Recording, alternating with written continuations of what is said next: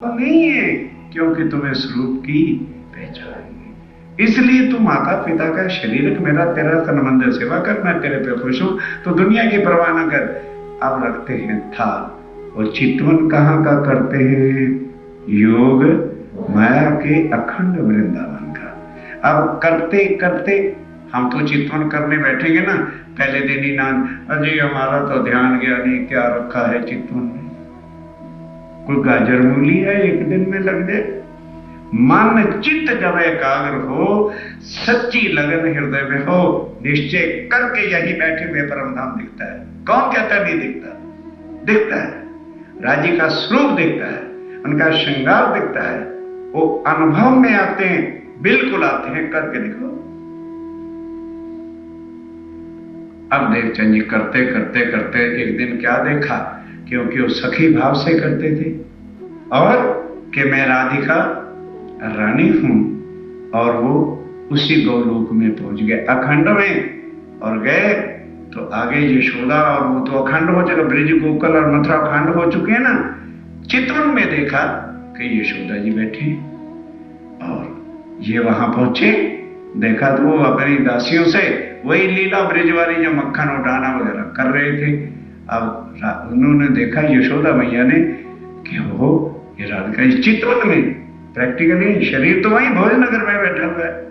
तो अब चितवन में ही वो देखा और अंदर गए तो उन्होंने कहा आओ राधिका रानी। कहने लगे जी मैंने श्री कृष्ण जी से मिलना है। कहने लगे ये बता, कभी नटखटिया घर भी बैठते हैं, वो जमुना तट पे होंगे।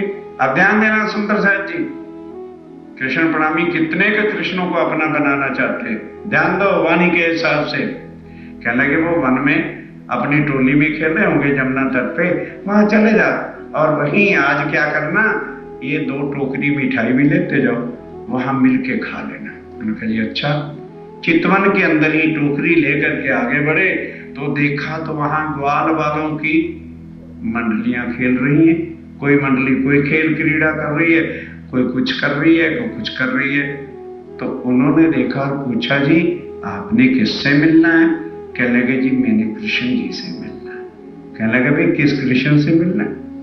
हमारी मंडली में तो 4 कृष्ण तो यही है, इस लड़के का नाम भी कृष्ण है, इसका नाम भी कृष्ण है, इसका नाम भी कृष्ण है, कोई विशेष पहचान करवाओ किस कृष्ण से मिलना है।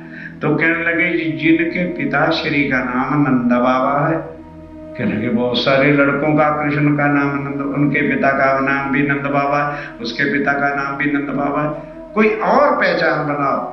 तो कहने लगे जी जिनकी माता जी का नाम यशोदा मैया है, तब वो बांके बिहारी जो थे श्री कृष्ण, वो कहते हैं तो फिर इधर आ जाओ, फिर मैं ही। अब चले गए। उस दिन ध्यान दो, जैसे लोग पिकनिक पे बच्चे जाते हैं तो कुछ ना कुछ विशेष खाने को ले जाते हैं, उस दिन बांके बिहारी जी की मंडली वालों ने क्या बनाया थी, घुघरी। घुघरी का भोग बनाया था खाने के लिए, आज घुघरियां खाएंगे। तो उबाल करके पका करके छान रहे थे, पानी निकाल दिया जाता है, बाद में दूध और शक्कर डाल देते तो घुघरियां तैयार हो जाती हैं। इतने में बस उन्होंने बिठाया बड़े प्यार के साथ, घुघरी बन के तैयार हो चुकी थी और 2 टोकरी जो थी वो भी रख दी।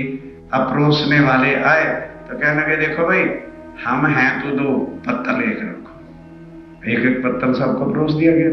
चितवन में देख रहे हैं, और देखना कैसे दिखता है चितवन में, ये तो बांके बिहारी जी का चितवन है और हमने वहां चितवन करना है जिस धनी से हम कभी भी जुदा हो नहीं सकते, उनके चरणों के तले बैठे हुए।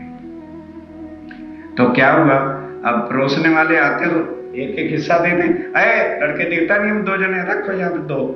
तो इस तरह से मेवा मिठाई और घुघरी सब सामान ले लिया। अब श्री कृष्ण कन्हैया राधिका जी से कहते हैं आप खाइए ना। कहने लगे ना मैं नहीं खा सकता, पहले आप। कहते भाई देखो वो रिश्ता जुड़ा है, आज आप हमारे मेहमान हैं, इसलिए मेहमान नवाजी के तरीके से आप खाओ।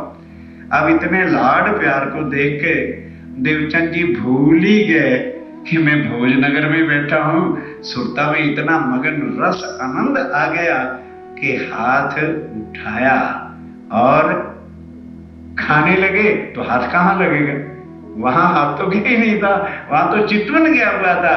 वो लगा नीचे तो सुरता टूट गई, अब खा तो सके नहीं। ध्यान आ गया कि हाँ मेरे पति बांके बिहारी ठीक हैं। अब क्या होगा? अब वो पूछने लगे भी ये जो सारी लीला मैंने चितवन में देखी है, ये मुझे ज्ञान कहां से प्राप्त होगा? तो फिर किसका सहारा ले? फिर हरदास जी के पास गए। कहने लगे ये बताओ, बाल मुकुंद जी का और बांके बिहारी जी के जो कथाएं आनंद रस की हैं, वो मुझे कहां से प्राप्त हो गई? कहने लगे भाई देवचंद्र, सुनाने को तो मैं भी सुना सकता हूं, पर तेरे प्रश्नों का उत्तर मैं नहीं दे सकता। तू जामनगर नौतनपुरी चला जा, वहां पर हमारे राधा वल्लभी मार्ग की मूल गादी है, और श्याम जी का वहां एक मंदिर है, मंदिर का नाम भी श्याम जी है, आज भी है वो नौतनपुरी में, आज भी वो मंदिर है। और ध्यान देना, वहां कांजी भट्ट नाम के हमारे आचार्य हैं, तुम उनसे जाके भागवत सुनना तो तुम्हारे सारे संशय मिटा देंगे और तुम्हें पहचान करा देंगे। बस तुरंत देवचंद जी लीलबाई को लिया। इस बीच में भोजनगर के अंदर उनकी 2 संतान भी हो जाती, एक लड़का और एक लड़की। लड़के का नाम था बिहारी जी और लड़की का नाम था, बोलो, हाँ भूल गए? बोलो बोलो, कोई बोलो। हाँ बिल्कुल, डर के क्यों बोलते हुए? लड़की का नाम क्या था? जमुना बाई, और लड़के का नाम क्या था? बिहारी जी। माता पिता को विरुद्ध हो गए थे, साथ लिया। वहां जाके देखा और भी सगे संबंधी कुटुंब कबीले वाले लोग रहते थे, एक मकान लिया, ठहर गए। अब बेचारे पिता देखते हैं, अभी तक भी देवचंद जी तो कुछ काम काज संसार का किया ही नहीं, वो बुढ़ापे में भी अपना थोड़ा वही व्यापार कर करके घर का काम चलाते। अब देवचंद जी महाराज पहुंच गए राधा वल्लभियों के मंदिर में। अब ध्यान के साथ सुनना, तो श्रीमद् भागवत कैसे चर्चा सुनी जाती है और कैसे उस पर अमल किया जाता है। अब भागवत का पाठ जब शुरू हुआ तो 3रे स्कंद में एक चीज भागवत के प्रमाण बता रहा हूं आपको। 3रे स्कंद के अंदर क्या था, हरदास वो कांजी भट्ट वर्णन करते हैं कि देखो भाई, हर इंसान के पास 2 चीजें होती हैं। सावधान होकर सुनने का प्रसंग है। एक तो तन है और एक तन के अंदर आत्मा। अच्छा, अब ये बताओ, शरीर झूठा कि आत्मा? बोलो बोलो बोलो। शरीर तो मिटने वाला है, आत्मा कभी भी मिटने वाली नहीं है। इसलिए हरदास जी समझा रहे हैं कि बड़े भाग्य से जाकर आत्म तत्व का ज्ञान होता है। तो सबसे पहले अब ऑर्डिनरी इंसान का क्या फर्ज है? सत्य की पूजा पहले करे कि झूठ की? हाँ? सत्य की करनी चाहिए, लेकिन हमें सवेरे उठते किसकी पूजा करनी है? बैठी। उसके बाद नाश्ता, उसके बाद दोपहर का भोजन, उसके बाद फिर बीच में जूस फूस भी, उसके बाद फिर शाम की टीवी, उसके बाद फिर रात्रि का भोजन भी, फिर सोते समय दूध भी, और सवेरे उठो तो भूखे का भूखा, फिर भूखे का भूखा। और जो सच्ची आत्मा है उसके लिए हमारे पास कोई समय नहीं, उसके लिए कोई समय नहीं। अजय क्या करें, काम होते हैं तो रोटी ना खाओ एक दिन, नाश्ता ना करो एक दिन, वो उसकी याद आ जाती है, उसका ध्यान है। झूठ के तो वो कहते हैं भाई, ये तो भांडा आहार का, ये तो बर्तन जन्म से लेके मरते दम तक आदमी खाता है, कितने बोरे अनाज हड़प करता है, लेकिन ये भूखे का भूखा है, खाओ। स्वामी जी ने ये नहीं कहा कि इसको भूखा मारो, लेकिन सवेरे उठ के पहले आप सत्य की पूजा करो। भाई ये उन्होंने चर्चा सुनी और उस दिन से देवचंद जी ने प्रण कर लिया कि ज्ञान सुधी मैं पहले आत्मा का पूजन नहीं करूंगा। आत्मा का पूजन क्या है कि सवेरे उठ के इसकी खुराक दे। आत्मा की खुराक क्या है? वाणी। ये पढ़ लो, उसके बाद दिन में 50 बार खाओ। कौन मना करता है आपको? देवचंद जी ने वो पूर्ण कर लिया। अब राधा वल्लभी मार्ग में आज भी क्या प्रथा है कि वो द्वादश वाले दिन यानी 12 वाले दिन ना तो भागवत खोलते हैं ना भोग लगाते हैं। क्यों? उस दिन व्यास जी के शरीर छोड़ने का दिन है, तो वो भंडारा करते हैं उनकी स्मृति में, लेकिन भागवत नहीं खोलते। भाई आज नहीं खोलनी क्योंकि व्यास जी के धाम चलने का दिन है। तो अब ध्यान देना, उससे पहला दिन कौन सा होता है? एकादशी का। एक चीज का भेद अच्छी तरह से समझो जरा।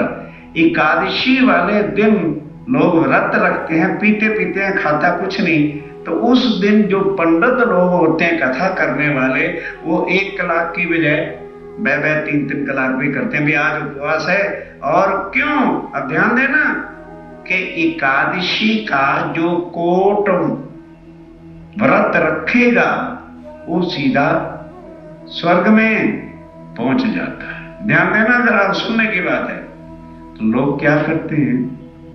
एकादशी का व्रत है ठीक, लिखा क्या है? जो 1 कोट यानी 1 करोड़ व्रत रखेगा वही तो जाएगा। महीने में कितनी एकादशी होती? 2। एक अंधेरा पक्ष की, एक उजाला पक्ष की, 2 हुए। साल में कितने हुए? 24। अगर माँ बचपन से ही व्रत कराए तो मानो ज्यादा से ज्यादा 100 साल की तो आयु नहीं होगी। कितने व्रत हुए? 2400। चाहिए कितने? 1 करोड़। ना इधर के रहे ना उधर के। लेकिन व्रत एकादशी का जरूर रखना, रखो। समझाना फर्ज है।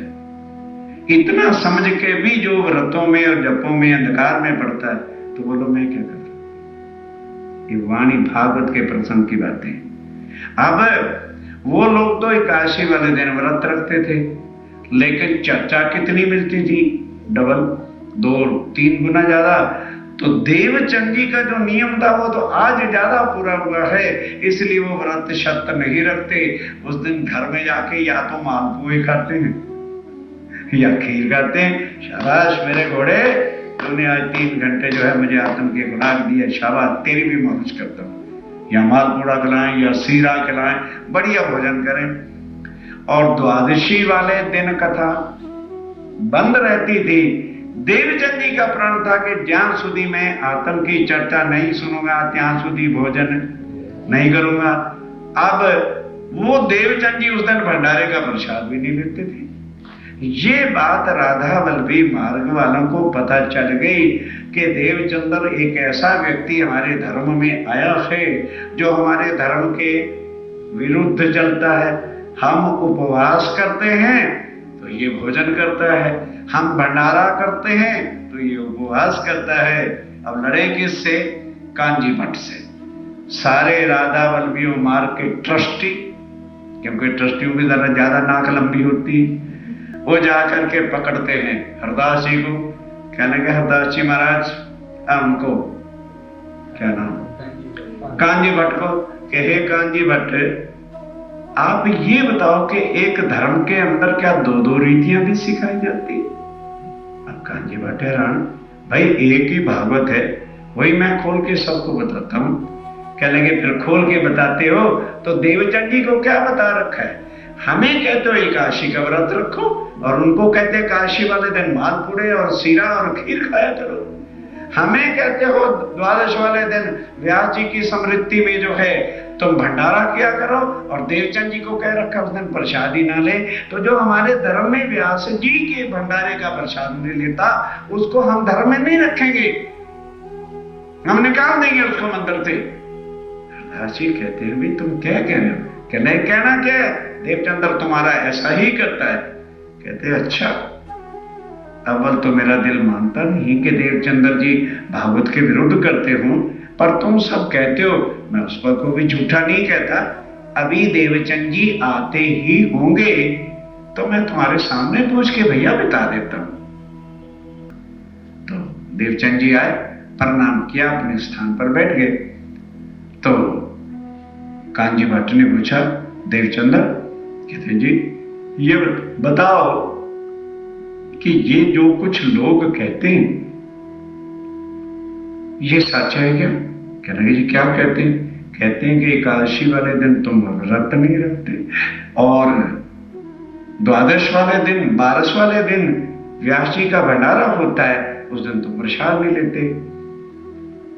तो कहते जी मैं तो भागवत के अनुसार करता हूं। तो सारे जो ट्रस्टी जन थे कहने लगे हाँ, केवल तू, मतलब टांट कसते कि तुम ही एक भागवत को जान गए हो, हैं? बाकी इतना संसार और हमारे बाप दादा, क्योंकि हम किसके पुण्य ले बैठे, बाप दादा ने जो है मंदिर बनाया, पर मेरे दादा का नेम प्लेट लगा हुआ है, पर मेरे दादा ने ये चौखट बनवाया था, उसको ही रोते रह जाएंगे। तो आज दिन तक कोई विरला भागवत के अर्थ समझ सका है, और भाई तेरे जैसा तो कोई ज्ञानी नहीं, उस टांट कस रहे, कोई एक श्लोक का अर्थ नहीं पा सका। तू तो जैसे वृक्ष की टहनी और टहनी के पत्ते होते हैं ना, तो उसी तरह से एक एक पत्ते पे घुमा, अर्थात तू भागवत के एक एक श्लोक को जानता है, तू एक एक स्कंद को, अध्याय को जानता है, तेरे जैसा ज्ञानी कौन हो सकता? देवचंद जी चुप। कहते भाई मैं तुम्हारे मंदिर में आता हूं और भोजनगर से केवल इसका भेद समझने आया।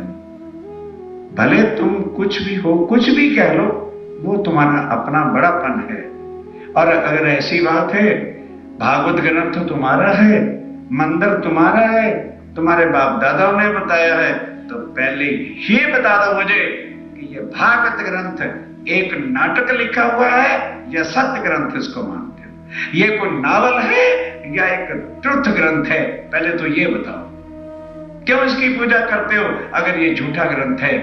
कहते सब ने उत्तर दिया, भाई कौन कहता है, हम इसको सच्चा ग्रंथ मान के इसकी पूजा करते हैं। तो कहने लगे फिर कांजी भट्ट जरा तीसरा स्कंद खोलो, आपने पहले ही पाठ में मुझे बताया था कि आत्मा सत्य है और देह झूठी है। जब तक आत्मा की खुराक भागवत की वाणी ना सुन लिया जाए तब तक किसी इंसान को भी खाना नहीं चाहिए। मैं उस दिन से प्रण कर लिया, एकादशी वाले दिन हे कांजी भट्टा मुझे 3 गुना चर्चा सुनाते हो। जब मेरी आत्मा की सच्ची खुराक आगे से 3 टाइम ज्यादा मिल गई तो झूठे शरीर ने क्या कसूर किया कि हम उसको भूखों मारे? इसलिए मैं घर घर के मालपुड़े खाता हूं, सीरा खाता हूं, खीर पकवान खाता हूं, क्योंकि मेरे शरीर ने मेरा सहायता दिया, मुझे मदद दिया कि मैं बैठ के चर्चा सुनता रहा। और फिर बात यह है कि 12 वाले दिन, क्योंकि भागवत सुनने का एक भी शब्द प्राप्त, जब मेरी आत्मा की खुराक 12 वाले दिन नहीं मिलती तो फिर मैं क्या करूं? अब बताओ मैं भागवत के अनुसार करता हूं कि नहीं? तब कांजी भट्ट ने, ट्रस्टी चुप, जब वो कर्ता ग्रंथ के हिसाब से है तो फिर कांजी भट्ट ने कहा, दो आप इसका उत्तर भाई, मेरे गले तुम पढ़ते थे, दो भागवत को कहो कि एक नावल है या एक रफ बुक है, तो लगन से भागवत के अनुसार चलता है। तब सबने कहा, देवचंद्र हमें क्षमा कर देना, जहां तेरी बुद्धि है भाई हम नहीं पहुंच सकते। आप ध्यान देना, कभी कदाच, अव्वल तो देवचंद जी आए ही इसी काम के लिए थे, नौतनपुरी लेट होते ही नहीं थे, पर इंसान है, कभी 1-2 मिनट आगे पीछे हो भी जाए, चुपचाप रहना।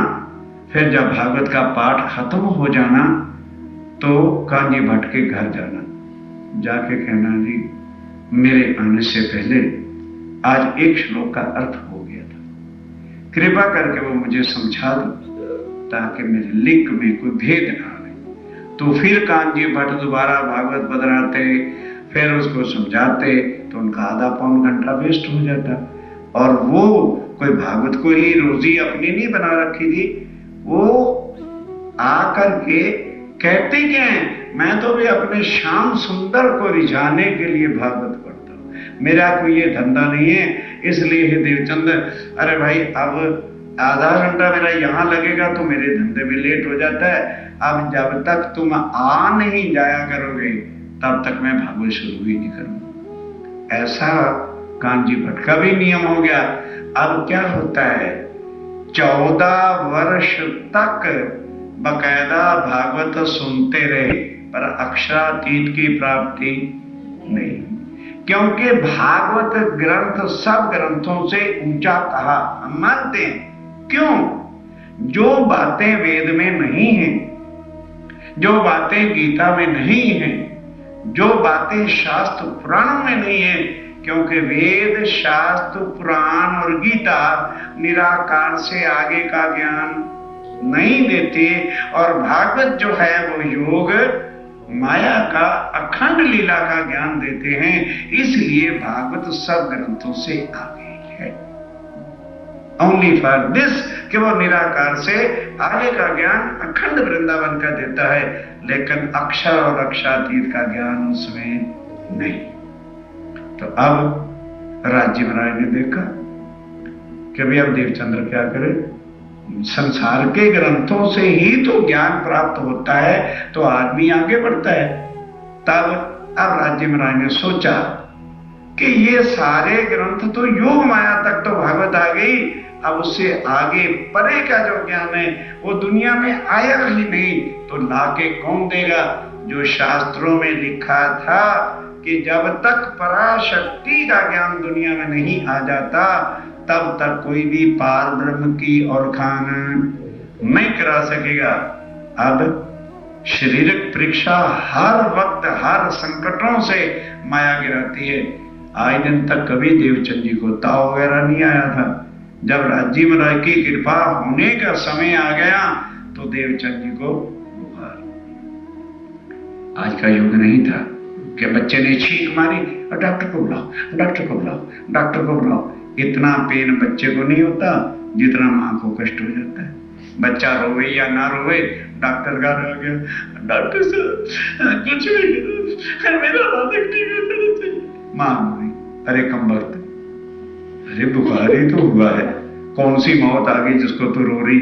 इतना मोह का जाल है कि बस मेरे बच्चे को कुछ ना।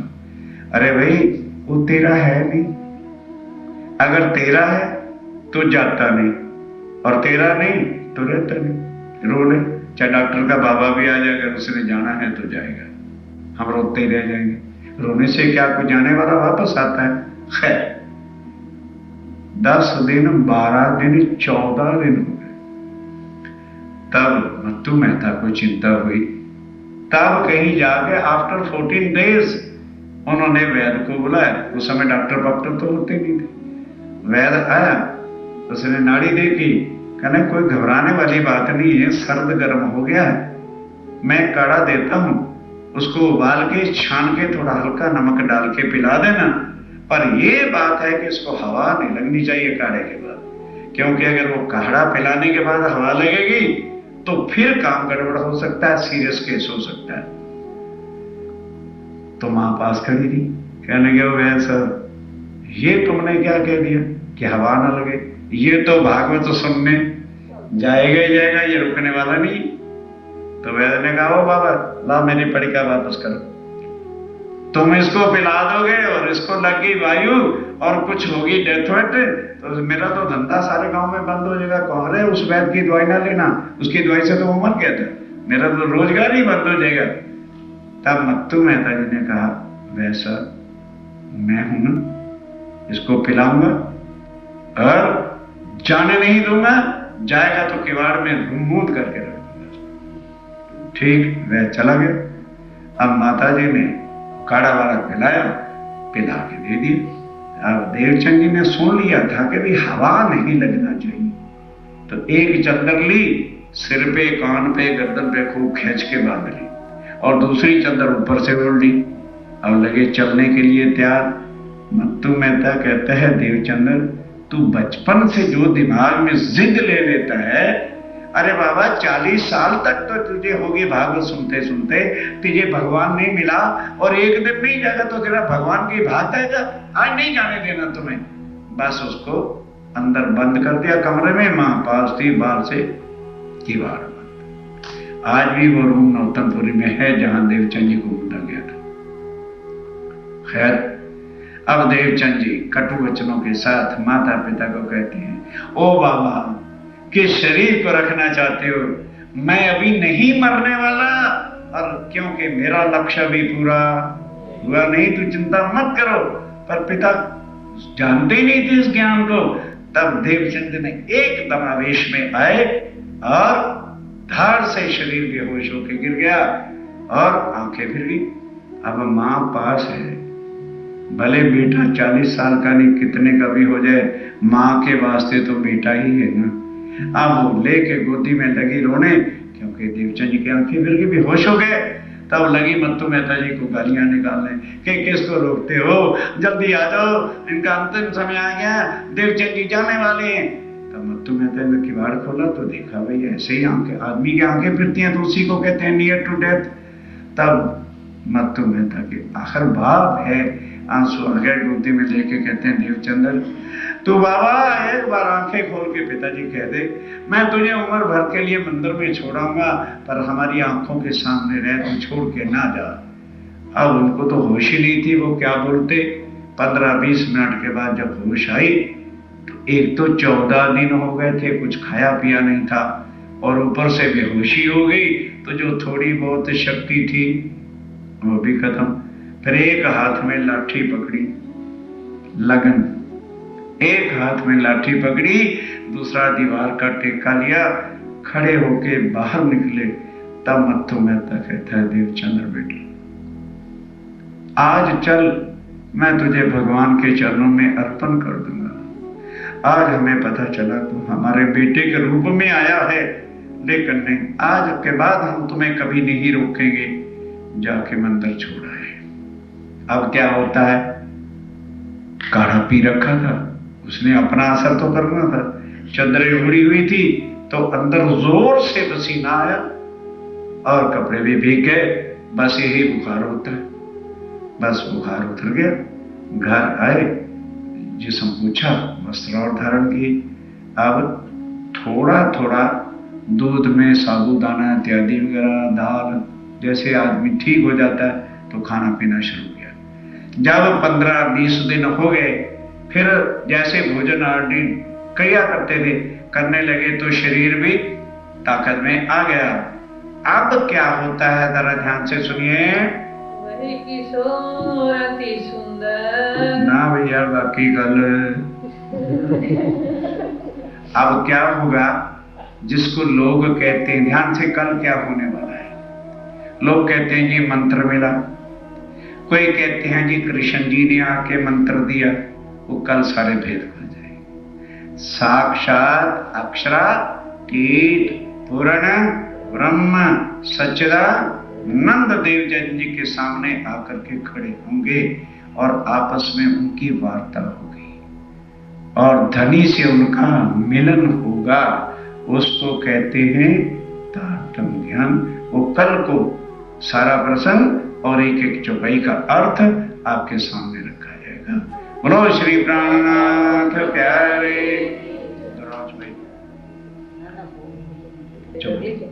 इससे पिछली दोहराओ ना, साक्षात दिया दीदार, उससे पिछली जो दोहराओ, पीछे वाली।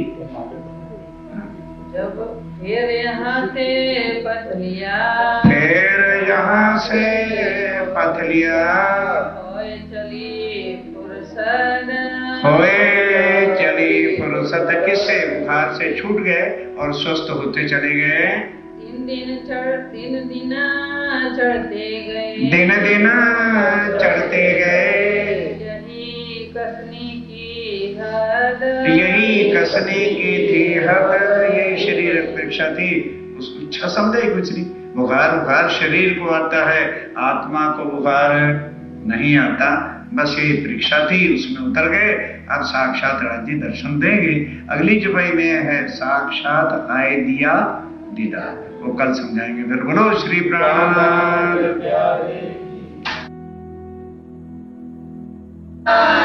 हो भला मारा नूर की चौकी में डालो मन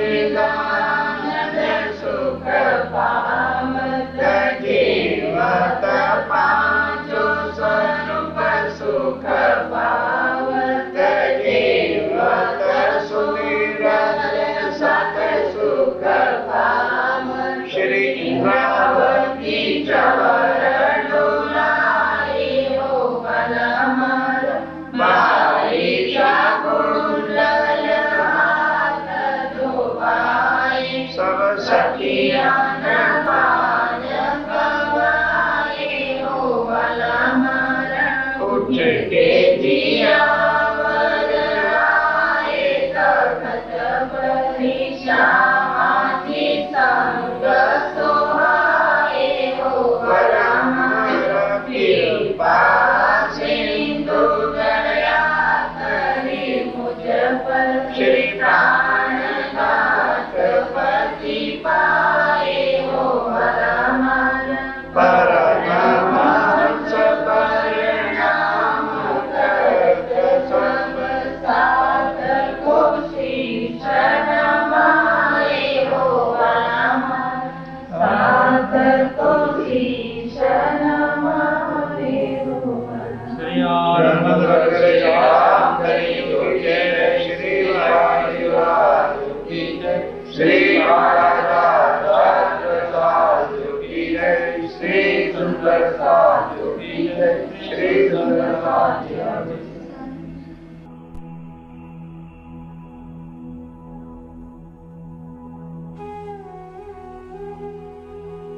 सद्गुरु महाराज की बोलो श्री निरानंद संप्रदाय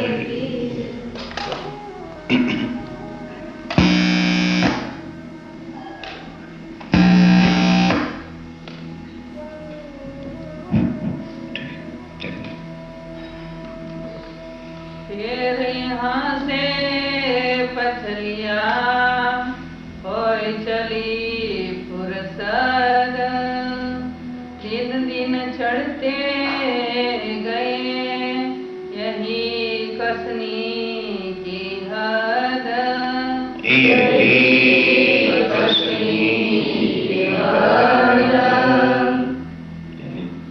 दिन 10-15 हुए कथा सुनत है कान तहाँ ये दीदार दिया तुमको मेरी पहचान तुमको मेरी पहचान प्राणों के आधार आत्म संबंधी श्री सुंदर साहब जी आज की चर्चा का विषय खाली सुनने लायक ही नहीं समझना भी है। वह पार ब्रह्म अक्षरातीत सच्चिदानंद जिसको संसार के ग्रंथों ने एक परमात्मा कहा है, लेकिन आज दिन तक भी कोई धर्म कोई गुरु ये बता नहीं सकता कि वो परमात्मा कौन है। जिसको एक परमात्मा कहते, सारे धर्म वाले वैसे कहते तो हैं परमात्मा सबका एक है। अगर उस एक की पहचान हो गई होती तो आज कोई संतोषी माता, कोई बद्रीनाथ के लिए, कोई हनुमान जी के लिए, कोई राम भगवान को, कोई कृष्ण को ध्यान न करता। लोगों को इतना भी समझ नहीं है, थोड़ा कम करो, कि क्या कह देते हैं, अरे एक ही चीज तो है, भगवान है, सारे एक ही हैं। अब देखिए, ये सारे के सारे आदि नारायण, ब्रह्मा, विष्णु, महादेव शंकर भगवान, हनुमान, राम, कृष्ण इत्यादि और लक्ष्मी जी के 7 जो अवतार हुए, अम्बे, जगदम्बे, काली, चंडी इत्यादि, ये जितने भी संतोषी माँ वगैरह हैं, ये लक्ष्मी जी के स्वरूप हैं। ज्यारे ज्यारे लक्ष्मी जी ने अवतार लिया तो जहां जहां अवतार हुआ है उसको जुदा जुदा नामों से कह दिया। अब सवाल क्या है कि ये अनेक हैं और परमात्मा सबका एक है। भगवान अनेक हैं और परमात्मा सबका एक है, ये समझने वाली बात है। और उस एक के आने के लिए कलयुग में ही लिखा था कि अभाविनो भविष्यन्ति मुनियो ब्रह्म रूपना उत्पन्नाय कलयुग। कलयुग में विद्या अविनंत पुत्र निष्कलंक अवतार पोते पार ब्रह्म अक्षरातीत संसार में आकर अपनी आत्माओं के साथ प्रकट होंगे और वही अपने स्वरूप की पहचान, अपने परम धाम की पहचान, अपनी लीला का ज्ञान वो स्वयं आके देंगे। क्यों? क्योंकि उनके बिना वो परम धाम कहां पर है कोई जानता ही नहीं। तो कैसे बता दें कि परमात्मा कौन है? फिर कोई निराकार कहता है, कोई साकार कहता है, कोई कण कण में कहता है, कोई घट घट में व्यापक कहता है। अपने अनुमानों के साथ वर्णन इसी ब्रह्मांड में करते हैं, जबकि हर एक को पता है कि ये सारा ब्रह्मांड बनता और मिट जाता है। चार प्रकार की प्रलय इस संसार में होती है। पहली प्रलय क्या होती है? नित्य प्रलय।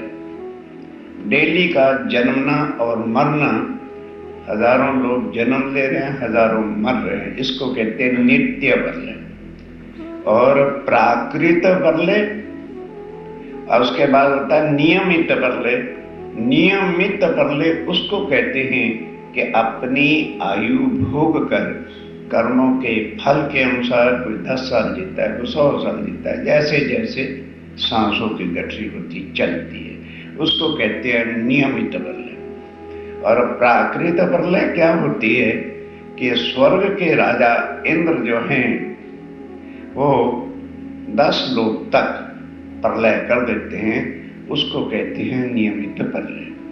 और प्राकृत उसके बाद आगे जो प्रकृति का प्रलय है, अब ध्यान के साथ, एक वैकुंठ को छोड़कर बाकी सब प्रलय होता है। और जब महा प्रलय होती है, ये श्रीमद् भागवत में स्पष्ट लिखा है, तो 14 लोक, 5 तत्व, 3 गुण, ब्रह्मा विष्णु महेश सब देवी देवताओं का प्रलय में नाश हो जाता है। तो फिर उधर ग्रंथों को लीजिए, जिसको परमात्मा कहते हैं उसका ना जन्म होता है और ना मरण होता है। तो अब आज दिन तक किसी को पता नहीं था, और कलयुग के अंदर ही उन्होंने आना था, इसलिए हर कोई अपनी अपनी देवी को, देवता को समझता कि ये भी परमात्मा है। ये परमात्मा नहीं है, ये जन्मते और मरते।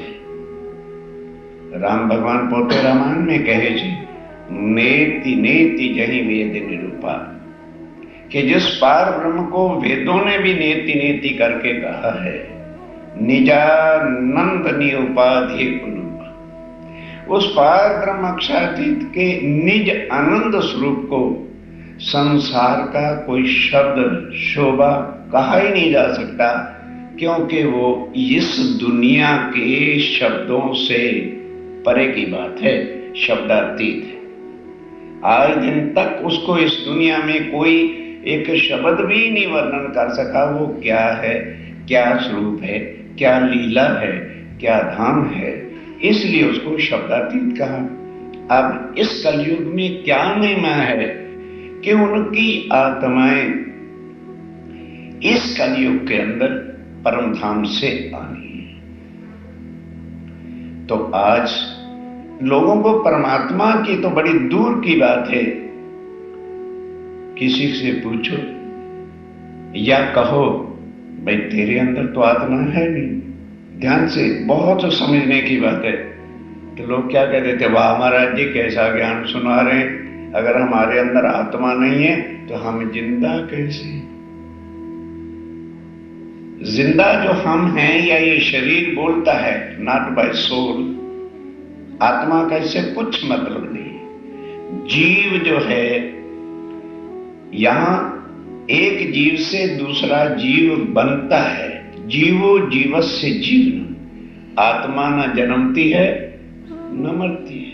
जीव जन्मता और मरता है, वो भी कर्मों के आधार से। इसलिए कर्म प्रधान विश्व कर रखा, जो जस कीन तस फल सका। कर्मों के हिसाब से ये सारा संसार चलता है। क्या आत्मा कर्म करती है? क्या आत्मा कर्म करती है? जीव कर्म करता है, जीव योनियां भोगता है, आत्मा कर्मों से रहित है। अब वो जो आत्मा कर्मों से रहित है, उसका जो मालिक है, उसका जो धनी है, उसका जो प्राणनाथ है, उसको कहते हैं पूर्ण ब्रह्म सच्चिदानंद। इस दुनिया में उनके बिना कोई पूर्ण ब्रह्म है ही नहीं, क्योंकि जन्म थे। कृष्ण स्वयं गीता में क्या कहते हैं, अर्जुन मैं भी तेरी तरह से लाखों जन्म ले चुका हूं, पर तुझे मेरे जन्मों का खबर नहीं है। मैं तेरे जन्मों को जानता हूं, मारता हूं, क्योंकि वो सारा मेरे हाथ में है, और मैं भी जन्मता और मरता हूं। तो अब सोचिए, थिंक ओवर इट, कि जो स्वयं जन्मता और मरता है, वो हमें कहां से मुक्ति देगा? फिर लोग क्या समझते हैं कि कर्म करेंगे मुक्ति हो जाएगी। ना, कर्मास बाय बॉडी, सोल कर्म नहीं करती, तो मुक्त किसको कराना है? जो माया में आकर आत्माएं फंसी हुई है। जीव यहां आकर के कर्मों में फंसा हुआ है। जब तक उसको पार ब्रह्म का ज्ञान नहीं मिलेगा, उस पार ब्रह्म के साथ संबंध नहीं जुड़ेगा, लाख बार जन्मो, लाख बार मरो, कोई भव से पार तुम्हें करने वाला नहीं। ना कोई गुरु कर सकता है, ना तुम्हारी देवी कर सकती है, ना तुम्हारे देवता कर सकते हैं। वो तुम्हें कर्मों से जन्म देंगे, मारेंगे। जैसा कर्म करोगे वैसा ही फल मिल जाएगा। हाँ, कर्म प्रधान विश्व कर राखा, जो जस कीन तस फल जाना। तो अब देवचंद जी महाराज, जिनके अंदर परम धाम की श्यामा जी हैं, क्या कुछ नहीं किया? मूर्ति पूजा की 4 वर्ष तक, उसके बाद राधा वल्लभ मार्ग में भी गए, उसके बाद राजा के डिम्बधारी कनफटे जो गोरखनाथ जाके साईं बाबा थे उनके पास भी गए, बड़े बड़े पंडितों के पास भी गए। आखिर हरदास जी के पास आकर वह राधा वल्लभी मार्ग का मंत्र लिया, भज मन श्री वृंदावन कुंज बिहारी नित्य विलास। और ये भी पता चल गया कि ये बाल मुकुंद जी क्या हैं, वो सारी चर्चा सुन चुके हैं। उसके बाद चित्तवन करते रहते हैं किसका? योग माया में जो अखंड रास के हैं। अब जो योग माया है, या वहां पर श्री कृष्ण है, वो योग माया में है, परम धाम में नहीं। तो अब 14 वर्ष तक श्रीमद् भागवत निष्ठा बंद सुनी। तो अब हमें यहां कहा जाता है, देखिए देवचंद जी ने भी 14 साल भागवत सुनी, तभी तो तारतम मिला। अरे बाबा, भागवत सुनी लेकिन अक्षरातीत की पहचान तो भागवत ने कराई नहीं। अब वह परम धाम के धनी अक्षरातीत प्राणनाथ पूर्ण ब्रह्म ने देखा कि मेरे आनंद स्वरूप श्यामा महारानी अब मुझे कैसे पहचान सकते हैं, क्योंकि संसार में हिंदू संस्कृति के अंदर सबसे परे की बात कहने वाला कोई ग्रंथ है तो दैट्स ओनली श्रीमद् भागवत। वेद हैं या शास्त्र हैं या पुराण है या गीता है, ये निराकार के इधर की बात कहती है, आगे नहीं। वेदों ने भी क्या कह दिया, भाई जिस पार ब्रह्म के बारे तुम पूछना चाहते हो वो नेति नेति यहां नहीं है, ना इति ना इति, इस ब्रह्मांड में नहीं। तो अब बोलो पार ब्रह्म का ज्ञान कौन दे? तो स्वयं वह पूर्ण ब्रह्म सच्चिदानंद जो एक परमात्मा, जो श्यामा जी का धनी है, मालिक है, प्राणनाथ है। प्राणनाथ एक जनरल शब्द हिंदी का है। पतिव्रता नारी अपने पति को क्या बोलती है? प्राणनाथ। तो ये जो प्राणनाथ है शरीर से कुछ मतलब नहीं। वो किसका प्राणनाथ है? हमारी आत्मा का मालिक है, उसको प्राणनाथ कहते हैं। प्राणनाथ किसी देह का नाम नहीं। Prannath is not the name of a body. Prannath किसी व्यक्ति का नाम नहीं। प्राणनाथ वो है जो सबकी आत्माओं का धनी है, मालिक है और स्वामी है।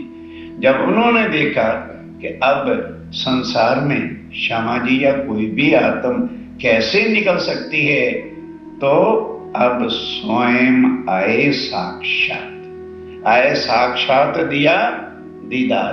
दीदार मैंने दर्शन देते हैं। कहाँ? नौतनपुरी में, श्याम जी के मंदिर में। कांजी भट्ट से देवचंद जी महाराज श्रीमद् भागवत की चर्चा सुन रहे हैं और 1638 में देवचंद जी के तन का जन्म हुआ। अब 1678 आसो सुदी 81 सोमवार का दिन था और प्रातः 8 बजे का समय। देवचंद जी बैठे हैं, कथा सुन रहे, तो आकर के साक्षात श्री राज्य महाराज पूर्ण ब्रह्म नूरमय तन से नहीं, क्योंकि वो तो एक कंकरी भी इधर आ जाए तो ब्रह्मांड का प्रलय, अपनी आवेश की शक्ति से सामने आके खड़े हो गए।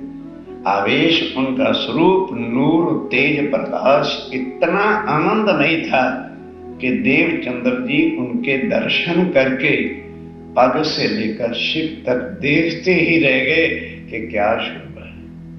अब ध्यान देना, कई कहते हैं जी तारतम मंत्र छे कंठी बांधी लो, बस तमे गुरु, मैं गुरु तमे चेला। अब देखना क्या राज्य महाराज आके कंठी बांधेंगे? बाबा मंत्र उन देवी देवताओं, ध्यान दो, सब समझने की कोशिश करो कि what is the difference between Tartam and दूसरे देवी देवताओं के मंत्र, जैसे ओम नमः शिवाय। तो अब उसका रगड़ा लगाइए, 32 लाख बार जाप करिए ओम नमः शिवाय, ओम नमः शिवाय, ओम नमः शिवाय। तब शंकर भगवान जी के दिल में दया आवे तो आके दर्शन दें, नहीं तो रद्द। अब ये कौन है जो कभी भी अपनी आत्माओं से जुदा हो नहीं सकते और आत्माएं कभी उस प्राणनाथ से जुदा नहीं हो सकती, जो लिखा है शास्त्रों में, आत्म एव परमात्मा। अब स्वाध्याय धर्म, लेकिन वो किनका पाठ करते हैं? जो पहले ही गीता के अंदर 6 धर्मों की बात कही है। कौन कौन सा धर्म है? पितृदेवो भव, मातृदेवो भव, गुरु देवो भव और सत्यम वद धर्मम चल। अब ये सारे के सारे धर्मों को, इन धर्मों को छोड़ने के वास्ते स्वयं श्री कृष्ण अर्जुन को कब कहते हैं? जब युद्ध का मैदान है और अर्जुन ने देख लिया कि 3 गुरु मेरे सामने मोर्चे पर हैं, इनसे मैंने लड़ना है, तो उसने रथ नीचे रख दिया, अपना लड़ने के जितने शस्त्र से नीचे रख दिए। तो भगवान स्वयं कहता है, अर्जुन वो जो पहले मैंने ज्ञान दिया था कि गुरुदेवो भव सर्वाणि धर्मम परित्याज, उन धर्मों को अब छोड़ दे। क्यों? सामने 3 दुष्ट गुरु खड़े हैं जिन्होंने द्रौपदी का चीरहरण करवाया था, मार दे उनको। लोग कहते तो है ना हमने गीता पढ़ ली, क्या पढ़ ली गीता? वो कहते हैं जो दुष्ट गुरु हैं उनको मार दो। और हम क्या होते हैं, हमारी गादी नो महाराज से चाहे एक शब्द आता हो ना हो, उसके पगे लगो, उसकी बदनामियां करो, उसको नोट करो। गीता को समझना बड़ा कठिन काम है, रामायण को समझना बड़ा कठिन काम है। क्यों? हम जितना किसी से स्वार्थ है ना भगवान से, उतना ही करते हैं। पूर्ण थे तो भगवान अपने घर में अपने घर। सुंदर साथ जी समझिए, यही कारण है कि माया आद अनाद की चली जात अंधेर, निर्गुण सुरगुण होए के सब फिर यही के फिर। कर्म किए जन्म में मर गए, फिर कर्म किए जन्म में और मर गए। किसी को पता ही नहीं है वो परमात्मा कौन है, जहां सत चिद आनंद है। परम धाम में आनंद, यहां कोई भी किसी किस्म का आनंद नहीं। यह तो हमारा सेल्फ मेड एक क्षण भिंगर सुख का, शरीर के सुखों का, बढ़िया बढ़िया बंगले, बढ़िया बढ़िया कारें, बढ़िया बढ़िया सब कुछ समान है। हम समझते हम बड़े सखी। कौन सुखी है? अरे बाबा, तुम्हारा शरीर सुखी है। ये जो कुछ भी आप दिन भर रात कोल्लू के बैल की तरह जुटे हैं ना, सिर्फ इस शरीर के वास्ते। इस शरीर सुखी रहे, बच्चे सुखी रहे, परिवार सुखी हो जाए, यही ना। और फिर यही शरीर आंख बंद हुई तो जाता कहां है? 7.5 मन के लकड़ा में। तो क्या इसको सुख कहते हैं? विचार करने का ज्ञान है। ये कथाएं नहीं है कि उस भगवान की कथा है और उस भगवान की कथा है। कथा का दर्द कभी नहीं होता। कथा किसी की बातों को दोहराना, रिपीट करना। अब रामायण की कथाएं कितनी बार जो है हो चुकी, हर साल यहां भी होती होंगी, तो कितना किसी के दिल में दर्द है। और जो चर्चा होती है वो अपनी आत्म कल्याण के वास्ते का प्रसंग होता है कि what I should do now. क्यों? 84 लाख योनियां भुगतने के बाद एक बार अटेम्प्टेशन हमें ये मनुष्य तन की मिलती, ओनली वंस। अगर इस मनुष्य तन के होते हुए हम माया में लीन रहे, डॉलर कमाने में लगे रहे, ये करने में लगे रहे, जीवन नष्ट हो गया। फिर 84 लाख बार जन्मो मरो, फिर जन्मो फिर मरो। दूसरा जाल कहाँ है? सगा संबंधी, मारे पापा मारी मम्मिया कह रहे छे। अरे बाबा, मम्मी और पापा देह का है, बॉडी का है, कि मम्मी और पापा आत्मा का भी है। ये कोई सोचता ही नहीं कि भी मनुष्यतन मिला है, ठीक है, पितृदेवो भव मातृदेवो भव, उनकी सेवा करो, फर्ज है, क्योंकि जन्म मिला है। उनकी सेवा, ये नहीं कि अगर वो ईंट पानी पत्थर को पूजते हैं तो हम भी पूछें क्यों? वही, क्या आग पानी पत्थर परमात्मा है? क्या व्रत रखने से पार ब्रह्म मिलेगा? यहां कितनी हम अंधे हुए हैं। पति हुआ बीमार, अरे भाई संतोषी मां का व्रत रख लेंगे, पति ठीक हो जाए। कितने ढोंग रचे हुए हैं, कितनी ब्लफिंग है यहां पर। उसके कर्म हैं और उसको भुगतने पड़ेंगे। चाहे पत्नी लाख व्रत रखती रहे, हो क्या जाता है? मेडिसिन करेक्ट मिल गई, इधर वाइफ ने रख लिया व्रत, मैंने व्रत रखा था, मेरे पति ठीक हो गए। इतने अंधे लोग हैं यहां पर। उसके कर्म भुगतने पड़ेंगे। वाइफ क्या कर लेगी? वो सेवा कर सकती, बस। इन भ्रांतियों से निकलना बड़ा कठिन। आज दिन तक दुनिया सब इसी के अंदर ही गुम हुई। और अब आओ, कौन आया? एक कलयुग की सबसे बड़ी भारी बीमारी, जो सारे ग्रंथ कलयुग के लिए बड़े भाग्य मनुष्य तन पावा। कलयुग में किसी भाग्य वाले को मनुष्य तन मिलता है। और उसके बाद 4 चीजें। एक भारतवर्ष, ये भारतवर्ष की भूमि पर ही पार ब्रह्म ने आना, शास्त्रों में लिखा है। एक हिंदू धर्म और एक पूर्ण ब्रह्म सच्चिदानंद, ये 4 चीजें मिल जाए। मानुष तन, वर्त खंडनों और कलयुग सदा। एक कलयुग मिल जाए, पूर्ण ब्रह्म मिल जाए, भारतवर्ष मिल जाए और हिंदू धर्म। तो इसलिए कि उन्होंने हिंदू तन धारण करना है और आकर के अपना ज्ञान देना। अब हो जाओ सावधान, कानजी भट्ट चर्चा सुना रहे हैं, सब लोग जितने भी सुनने वाले थे मगन बैठे हैं। राज्य महाराज देवचंद जी के सन्मुख आके खड़े हो गए। जब वो इतने प्यार के साथ देख रहे हैं तो उन्होंने पूछा, क्या तुम मुझे जानत हो? क्वेश्चन आंसर, मंत्र नहीं कि नारियल लैया रुपये रख दे, कंठी बांधू छू और जाऊं छू। कितना अंधकार कर दिया है इन लोगों ने जो आज हमारे अगुए बनते फिरते। राज्य महाराज की रियलिटी को ढांप करके दुनिया की तरह से इन्होंने रख दिया।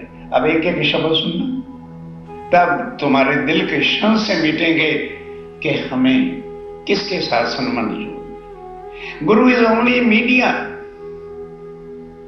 और वो भी गुरु नहीं, सतगुरु सोई जो अलख अलख हवे, अलख बिन लखे बिना आग न जाए।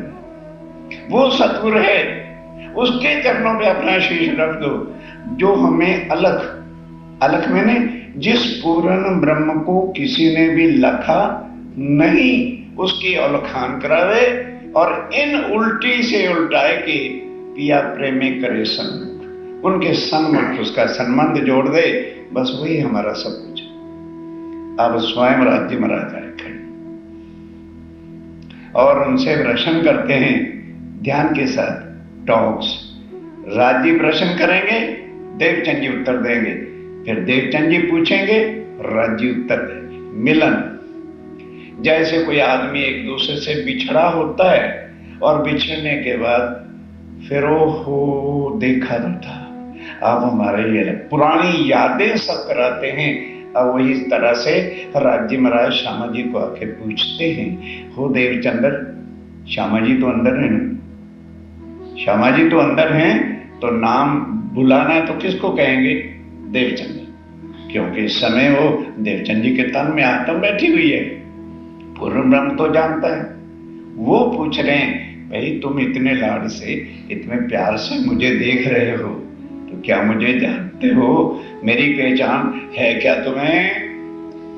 किशोर अति सुंदर। अब कहाँ जाते हैं वो प्रणामी लोग जो ये कहते हैं, जी हम तो 11 साल 52 दिन वाले कृष्ण को मानते हैं। ये क्या लिखा है कि अक्षातीत कौन थे? वह, बोलो बोलो बोलो, किशोर, युवान, बिल्कुल न बूढ़ा न बच्चा न कुछ। और उसका प्रमाण शास्त्रों में लीजिए, चिदादित्यम किशोर आंगन परे धामन विराजतम स्वरूपम सच्चिदानंदम निर्विकारम सनातन। पढ़ो शास्त्रों को कि पूर्ण ब्रह्म परमात्मा का स्वरूप कैसा है? किशोर, चिदघन है, आनंदमयी है। वो यहां आए, वो आके पूछते हैं कि भाई मुझे जानते हो? देख रहे हैं कि वो स्वरूप कैसा था। बुढ़ा नहीं था, 11 साल 52 दिन वाला नहीं था, हाथ में बांसुरी लेकर नहीं आए थे। एक अगुओं ने हमको गुमराह कर दिया और ये सारा ज्ञान उल्ट पुल्ट हमको सिखा दिया। क्यों? कोई भी सुंदर साथ वाणी पढ़ता है नहीं। अब ये वाणी को पढ़े तो सारे संशय मिटते हैं कि पूर्ण परमात्मा जो हैं, जो हमारे आत्म के धनी हैं, वो कैसे हैं? किशोर। और हैं कैसे? अति सुंदर, जिनकी सुंदरता का वर्णन मुख नहीं कर सकता तो उसको क्या कहा जाता है? भाई अति सुंदर है, उपमा से बाहर। उनकी सुंदरता का वर्णन नहीं किया जा सकता। स्वरूप खेला जो वृंदावन। अब यहाँ क्या है कि देखिए, वृंदावन वाला आया कि नहीं आया? गलत अर्थ है। स्वरूप खेला, रूप नहीं। ये हमारा रूप है कि स्वरूप? बोलो, ये हमने रूप बनाया। राज्य महाराज स्वरूप है, उन्होंने अक्षर की इच्छा पूरी करने के लिए रास में क्या किया, रूप धारण किया।